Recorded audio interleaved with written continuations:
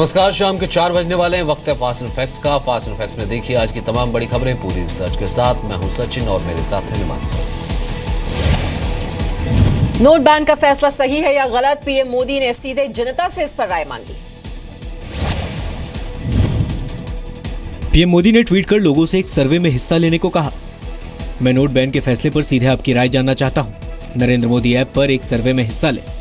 Narendra Modi app पर सर्वे में हिस्सा लेने वाले लोगों को 10 सवालों के जवाब देने होंगे। ये सवाल है, क्या भारत में काला धन है? क्या भ्रष्टाचार काले धन से लड़ना जरूरी है? सरकार के कदम पर आप क्या सोचते हैं? भ्रष्टाचार के खिलाफ सरकार के प्रयास पर क्या सोचते हैं? नोटबंदी के फैसले पर आप क्या सोचते हैं? नोटबंदी से काला धन, भ्रष्टाचार, आतंक रुकेगा? नोटबंदी से रियल एस्टेट, उच्च शिक्षा आम आदमी तक पहुंचेगी? नोटबंदी पर असुविधा को कितना महसूस किया? भ्रष्टाचार के विरोधी अब इसके समर्थन में लड़ रहे हैं।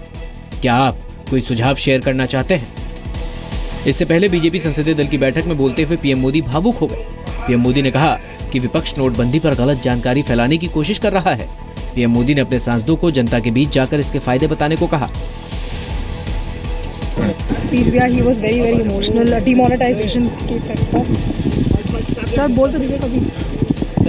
प्रधानमंत्री जब भी बोलते हैं हृदय से बोलते हैं। 8 नवंबर को पीएम मोदी ने देश को संबोधित करते हुए 500 और 1000 के नोट पर बैन लगाने का ऐलान किया। 10 नवंबर से 18 नवंबर के बीच अलग अलग बैंकों में 5,44,571 करोड़ रुपए जमा हुए हैं। 5,11,565 करोड़ रुपए लोगों ने अपने खाते में जमा करवाए, जबकि 33,006 करोड़ रुपए की रकम बदलवाई। 10 नवंबर से 18 नवंबर के बीच लोगों ने अपने खातों से 1,03,316 करोड़ रुपए निकाले। पीएम बीजेपी संसदीय दल की बैठक के दौरान 3 बार भावुक हुए। उन्होंने ये भी कहा कि नोट बैन की तुलना सर्जिकल स्ट्राइक से करना ठीक नहीं है। वित्त मंत्री अरुण जेटली ने कहा है कि नोट बैन के फैसले से सबसे ज्यादा फायदा देश के गरीबों को होगा। बीजेपी संसदीय दल की बैठक में बोलते हुए अरुण जेटली ने कहा कि कुछ दिनों तक मुश्किल हालात हैं, लेकिन आगे चलकर इसका फायदा देश के गरीबों को मिलेगा। वामपंथियों को तो कहना चाहिए था कि देश के मजदूर को न्यूनतम वेतन कई बार नहीं मिलता, ट्रेड यूनियन कहती है, और ये सच्चाई भी है। आज जब डिजिटल ट्रांसफर होगा हर मजदूर के खाते में, तो स्पष्ट आ जाएगा कि किसको कितना वेतन मिला है। जब उन्होंने चर्चा की मांग की तो हमने कहा तुरंत शुरू कीजिए। अगर संसद में चर्चा नहीं होने देंगे तो जितना ऐतिहासिक कदम माननीय प्रधानमंत्री जी ने उठाया है, हम सब की जिम्मेवारी है कि जनता में इसकी चर्चा करें। मोदी जी अपने मंत्रियों से भी बात नहीं करते, वित्त मंत्री को भी नहीं मालूम था। फिर अगला वाक्य कहते हैं अपनी पार्टी को बता दिया था। अगर हम लोगों को मालूम नहीं था तो फिर पार्टी को कहां से मालूम था? बीजेपी संसदीय दल की बैठक में सर्वसम्मति से नोट बैन के फैसले पर पीएम मोदी को बधाई देते हुए एक प्रस्ताव भी पारित किया गया। वित्त मंत्री अरुण जेटली ने कहा कि काले धन पर लगाम लगाने के लिए मॉरिशस और साइप्रस रूट पर पूरी तरह रोक लगा दी गई है। अरुण जेटली ने कहा कि मोदी सरकार ने 2.5 साल में वो सारे कदम उठाए हैं जो 70 साल में नहीं उठाए गए थे। वित्त मंत्री के मुताबिक नोटबंदी से अपराध, घूसखोरी और आतंकवाद में कमी आएगी। वित्त मंत्री ने यह भी कहा है कि अब सरकार का पूरा ध्यान नोट बैन की वजह से गांव के लोगों की दिक्कतों पर है। विपक्ष ने सवाल उठाया है कि पीएम मोदी नोट बैन पर हर जगह बयान दे सकते हैं तो संसद में क्यों नहीं। बीजेपी ने जवाब दिया कि विपक्ष बहस से भाग रहा है।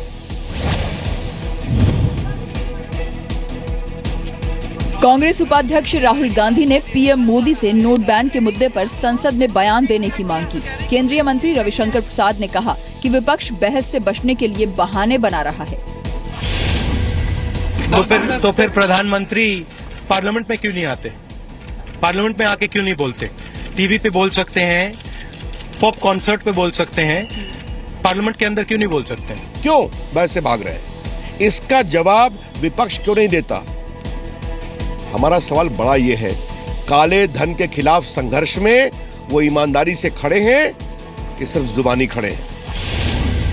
हम भी रो सकते हैं, हम भी कह सकते हैं कि गरीबों की तरफ से हम तरस खा के यहाँ आके रोते हैं, मगर इसका असर क्या होता है? रोने से कुछ नहीं, आंसू इस देश में आज तक तो टैक्स फ्री। कुछ भावनाएं हैं वो बहकर आई, और उस बीच जबकि हर किस्म का क्रिटिसिज्म आप झेल रहे हो, उन कामों के लिए जो कि आप आप अपनी प्रेरणा अनुसार कर रहे हैं।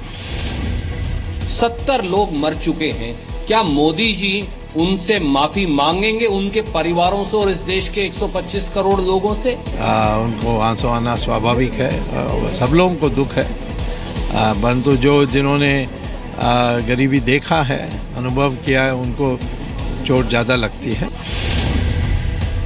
नोट बैन के ऐलान के बाद सबसे पहले ममता बनर्जी ने ट्वीट कर सरकार के फैसले का विरोध जताया था। नीतीश कुमार 2 बार नोट बैन के फैसले का समर्थन कर चुके हैं, लेकिन जेडीयू फैसले को लागू करने के तरीके से नाराज है। शुरुआत में कांग्रेस ने कहा था कि ब्लैक मनी के खिलाफ वो सरकार के साथ है, लेकिन बाद में विरोध करने लगी। अरविंद केजरीवाल नोट बैन के ऐलान के कुछ दिनों बाद तक चुप रहे, फिर सरकार से फैसले को वापस लेने की मांग की।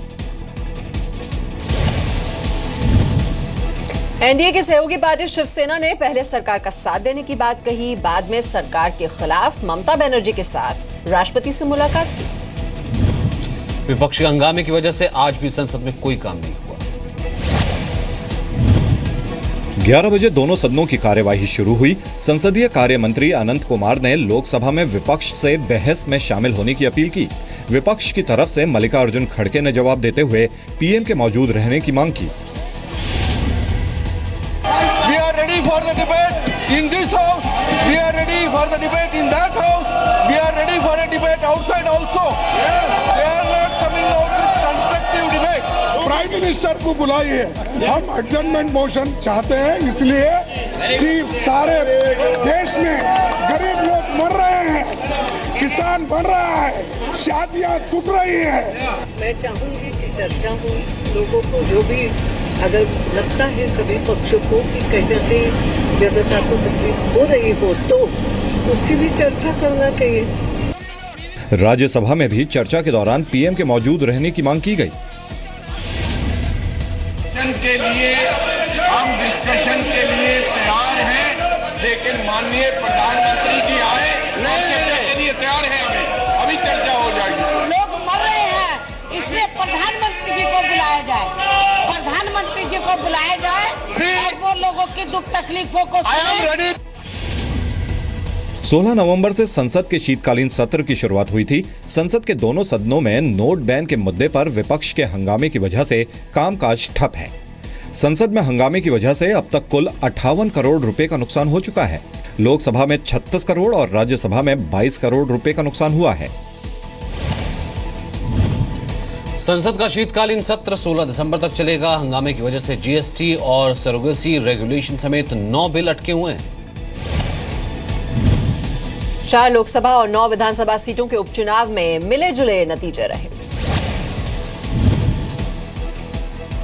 4 लोकसभा सीटों में से 2 पर बीजेपी ने जीत हासिल की, जबकि 2 पर तृणमूल कांग्रेस को जीत मिली। मध्य प्रदेश की शहडोल सीट से बीजेपी के ज्ञान सिंह जीते, जबकि असम की लखीमपुर सीट पर बीजेपी उम्मीदवार प्रदन बरुआ का दबदबा रहा। पश्चिम बंगाल की तामलुक सीट से टीएमसी के दिव्येंदु अधिकारी ने करीब 5 लाख वोट से जीत हासिल की, जबकि कूच बिहार सीट पर भी तृणमूल का डंका बजा। पिछले चुनाव में भी इन 4 लोकसभा सीटों का यही नतीजा रहा था।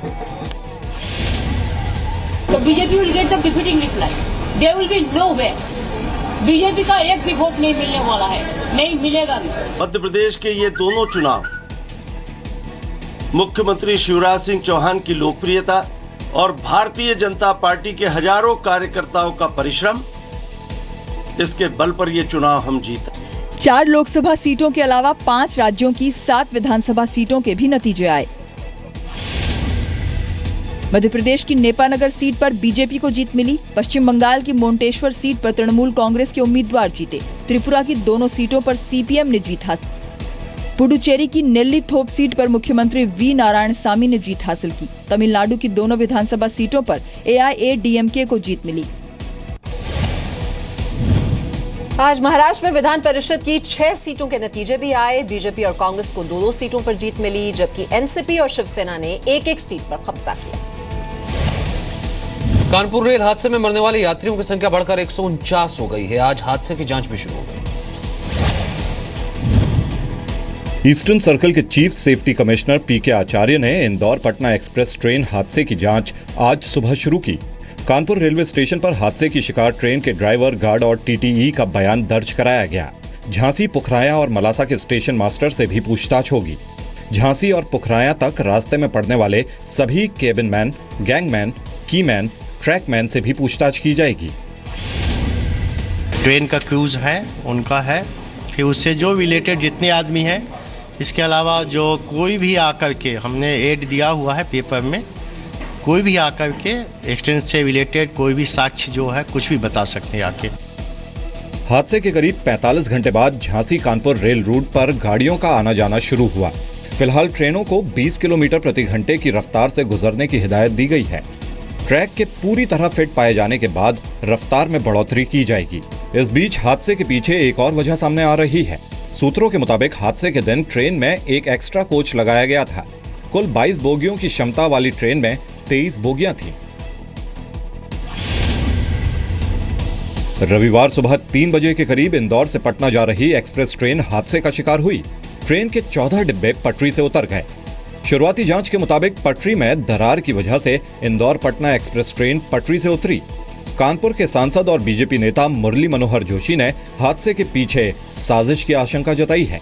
149 मौत के साथ कानपुर हादसा 2010 में पश्चिम बंगाल के ज्ञानेश्वरी एक्सप्रेस हादसे से बड़ा हो गया है। ज्ञानेश्वरी एक्सप्रेस में 148 लोगों की मौत हुई थी।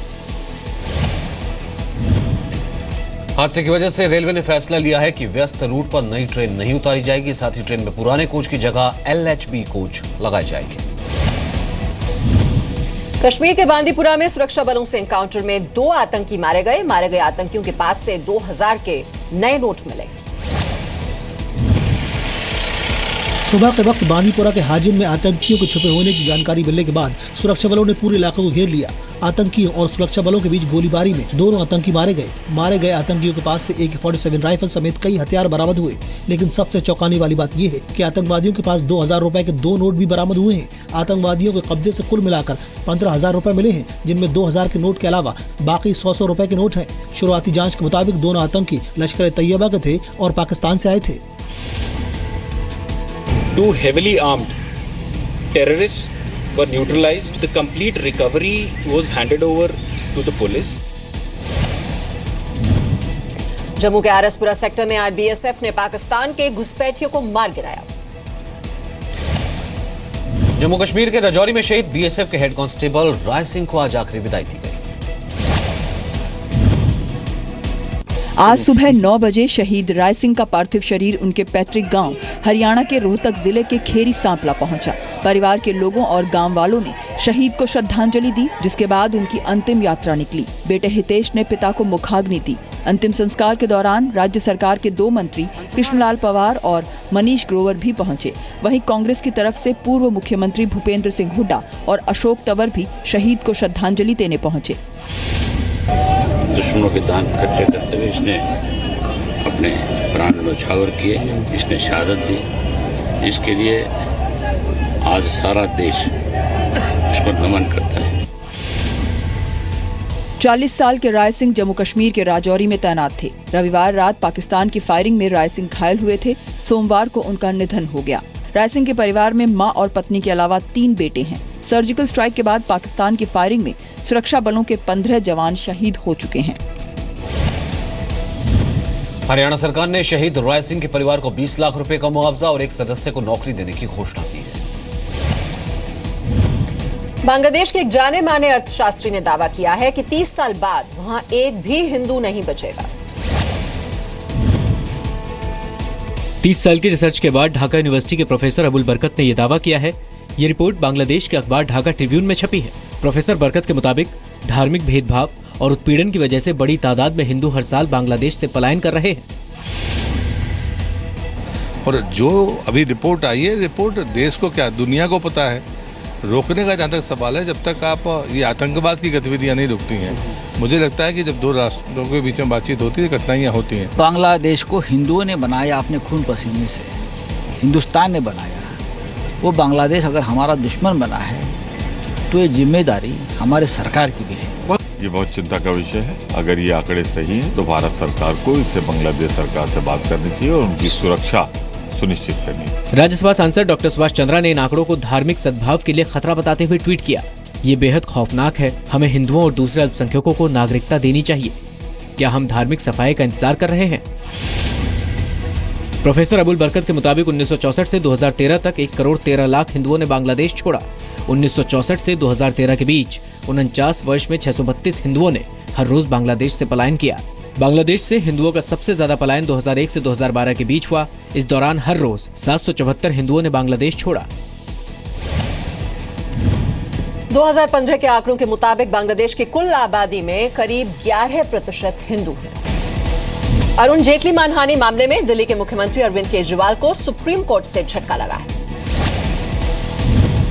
सुप्रीम कोर्ट ने अरविंद केजरीवाल की याचिका को खारिज कर दिया। केजरीवाल ने सुप्रीम कोर्ट से अपील की थी कि निचली कोर्ट में उनके खिलाफ चल रहे आपराधिक मानहानि के मुकदमे की सुनवाई को रोक दिया जाए। इससे पहले हाई कोर्ट ने भी केजरीवाल की इस अर्जी को ठुकराया था। दीवानी डेफेमेशन अलग चल सकती है, फौजदारी अलग चल सकती है। एक में कॉम्पनसेशन है, एक में क्रिमिनल केस है, उसमें सजा होती है और दोनों के पैरामीटर्स अलग हैं, इसलिए दोनों साथ चल सकती है और कोई ऐसी रोक नहीं है। और इसीलिए आज सुप्रीम कोर्ट ने इनकी याचिका खारिज कर दी। अरविंद केजरीवाल ने अरुण जेटली पर DDCA के कथित घोटाले में शामिल होने का आरोप लगाया था। 21 दिसंबर 2015 को अरुण जेटली ने पटियाला हाउस कोर्ट में केजरीवाल समेत AAP के 5 नेताओं के खिलाफ आपराधिक मानहानि का केस दर्ज कराया था। 19 अक्टूबर 2016 को हाई कोर्ट ने पटियाला हाउस कोर्ट में चल रही कार्रवाई रोकने। जापान के उत्तरी इलाके में आज भूकंप के झटके महसूस किए गए। 6 लोगों के घायल होने की खबर है। रिक्टर पैमाने पर भूकंप की तीव्रता 6.9 दर्ज की गई। भूकंप का केंद्र फुकुशिमा के पास जमीन के 10 किलोमीटर नीचे था। भूकंप के बाद नॉर्थ पैसिफिक कोस्टल एरिया में सुनामी आ गई। समंदर में 10 फीट ऊंची लहरें उठने लगी। भूकंप के झटके टोक्यो तक महसूस किए गए। फुकुशिमा डैनी न्यूक्लियर प्लांट के कूलिंग ऑपरेशन पर असर पड़ा। 2011 में सुनामी के चलते इस न्यूक्लियर प्लांट का कुछ हिस्सा बर्बाद हो गया था। घबराने की जरूरत नहीं है, हम आपात स्थिति के लिए तैयार हैं। लोगों को तुरंत मदद पहुंचाई जा रही है। 2011 में जापान के फुकुशिमा में ही 9 की तीव्रता का भूकंप आया था। जापान भूकंप के सबसे ज्यादा सेंसिटिव एरिया में है। ये पैसिफिक रिंग ऑफ फायर में आता है। रिंग ऑफ फायर ऐसा इलाका है जहां कॉन्टिनेंटल और ओशियनिक टेक्टोनिक प्लेट्स हैं। ये प्लेट्स आपस में टकराती हैं तो भूकंप और सुनामी आती है। रिंग ऑफ फायर का असर न्यूजीलैंड से लेकर जापान, अलास्का, नॉर्थ और साउथ अमेरिका तक देखा जा सकता है। दुनिया के 90% भूकंप रिंग ऑफ फायर में आते हैं। ये इलाका 40,000 किलोमीटर में फैला है। और फिलहाल फास्ट एंड फैक्ट्स में इतना ही।